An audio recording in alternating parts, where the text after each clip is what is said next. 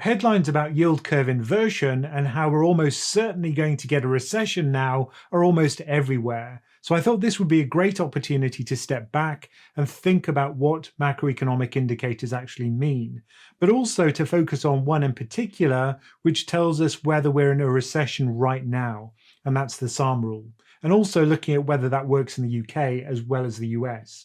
So let's look at macroeconomic indicators and the yield curve inversion and the Sahm Rule in a bit more detail.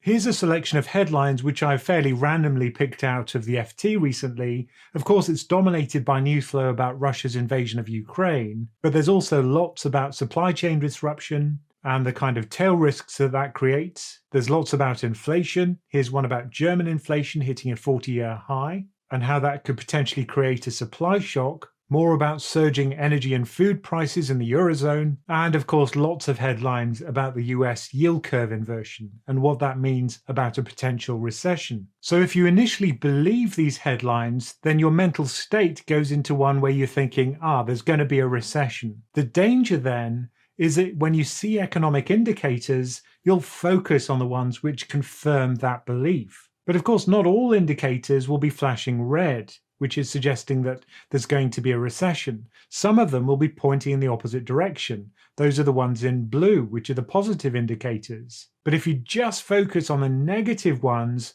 you're going to reinforce your belief. In behavioral economics, you'd call this a confirmation bias. And of course, it doesn't stop there, because if your belief in recession becomes more ingrained, then you're even more likely to focus on the negative indicators, and then this goes into a reinforcing loop, and not to just cherry pick indicators which confirm your bearish or bullish view about what's going on in the economy.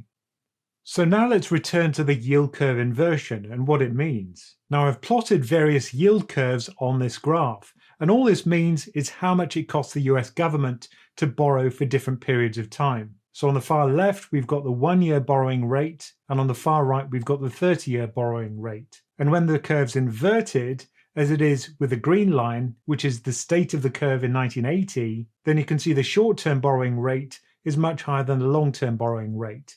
And that's a really unusual situation. The curve usually looks like it is here with the red line, where the longer-term cost of borrowing is higher than the shorter-term cost of borrowing. And you can see the latest shape of the yield curve here in black. And you can see that it is very flat, but also very low.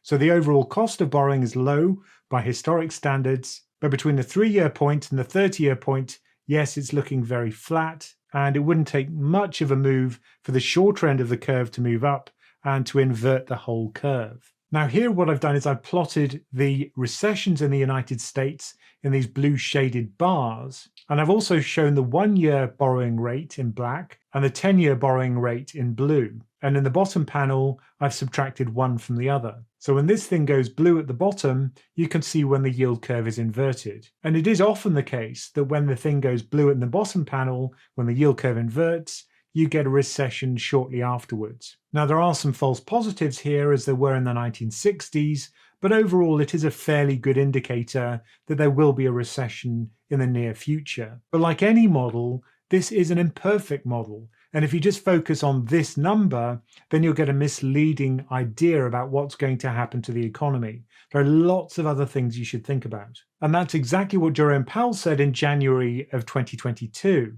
He says we do monitor the slope of the yield curve, but he doesn't think of it as some kind of iron law, that if you get an inversion, you'll get a recession. There is no theoretical reason why that has to be the case. But as he says, it's just one of the many things that we monitor, just as we should. Now, the Federal Reserve Bank of New York has created a very simple model which lets you take the yield curve, the 3-month yield and the 10-year yield, and you can get those from these links on the right, and you can put it into a model and come up with a probability of recession right now. Now, of course, the yields are changing on a minute-by-minute basis, so using this spreadsheet, which is available to our Patreon supporters, you can take the latest numbers from MarketWatch, put them into the model, and if we do that with the latest numbers as I make this video, the probability of a recession in the next 12 months is only 4%. So while lots of headlines have been saying we've got an imminent recession due to the inversion of the yield curve, well, actually, the probability is still quite low,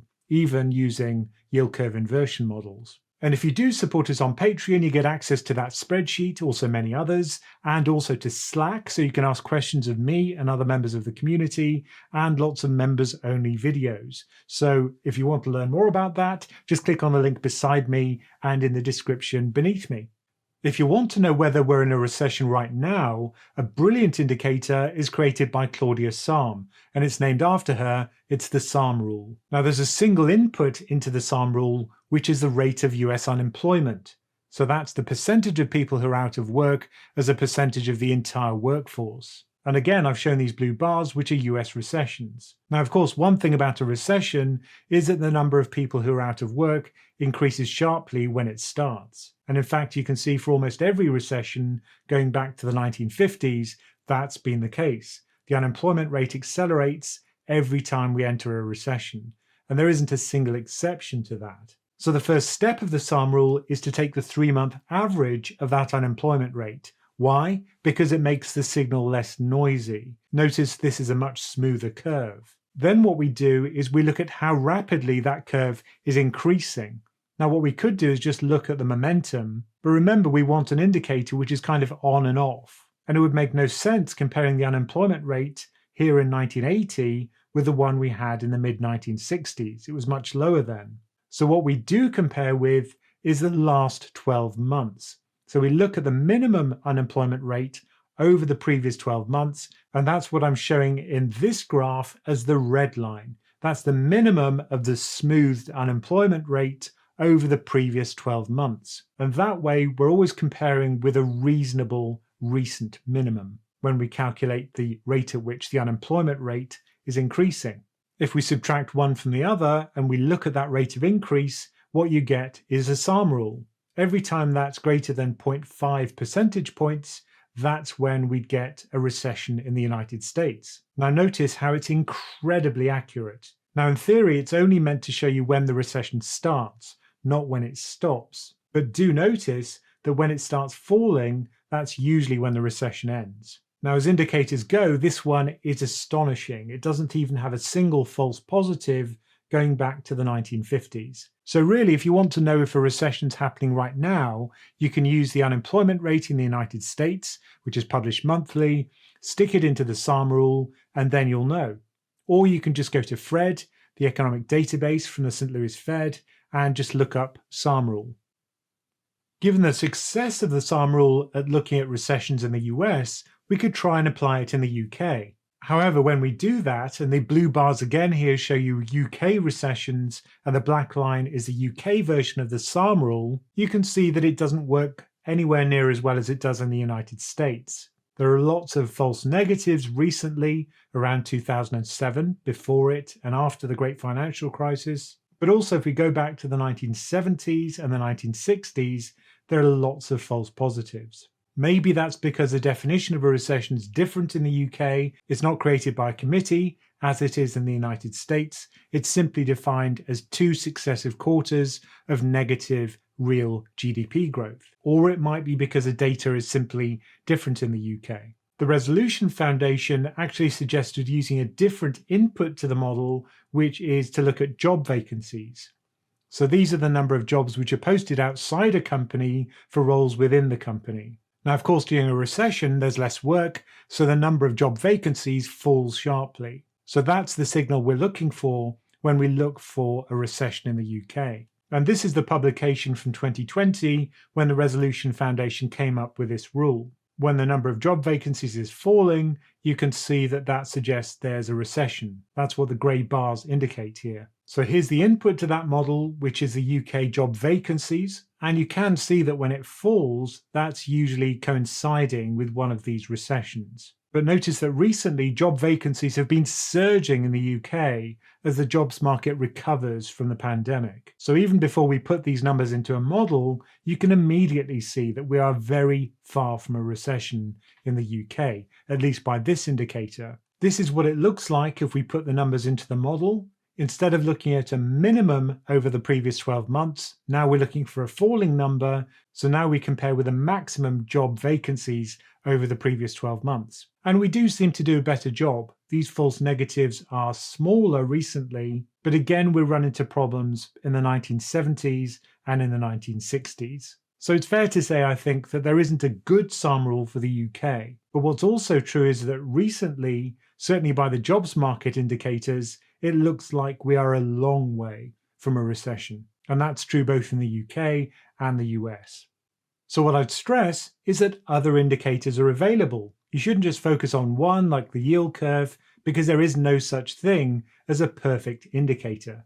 A tried and tested indicator for the United States, at least for GDP, is called the Leading Economic Index, and that actually has 10 subcomponents which feed into it. It's published by the Conference Board, and you can find it on their website. But it has things including the yield curve, so that's 10-year Treasury yields minus the federal funds rate, but also things like the stock prices in the US, and things like new orders in the manufacturing sector, because if companies are receiving lots of orders for goods and materials, that's a bullish sign for the economy. And if we look at the latest numbers for the leading economic indicator, that's shown in blue here, you can see that it's actually trending upwards. So even though the yield curve is dragging it down, many of the other components are pushing in a positive direction. So this is why it's important to have an overview. If you just focus on one number, it might be misleading. And one of the indicators I like to look at is the credit market because it updates on a daily basis. So it's a very high frequency indicator. And if we look at that, you can see during the beginning of this year, credit spreads were widening. That means that economic conditions were tighter. It was more expensive for companies to borrow, which was a bearish signal for the equity market and for the economy. But notice that that's actually started falling again. So that's a positive sign. So another thing to bear in mind is that you should always be updating your beliefs based on these indicators as they change. And I think credit's a particularly good indicator because of its frequency of updating. For the UK, I often refer to NISA's forecasts because they use something called the NIGEM model, which literally uses thousands of variables, and that's used to predict what's going to happen to the economy. And while that's not a really rosy forecast, they're only expecting 4.8% growth in 2022, and 1.3% in 2023, and they've actually revised it down a bit since they did the forecast at the beginning of the year. It's still a long way from recession. So I hope that's helped you create a more balanced, a more nuanced view of what might happen to growth in 2022. I'm always suspicious of people who are 100% certain of anything. And I think it's true that we will see smaller growth as a result of inflation, but also supply chain issues. But a full recession, I don't think that's a cert. So remember also our offer for Patreon. You can learn more about that by clicking on the link beside me and in the description beneath me. And as always, thank you for listening.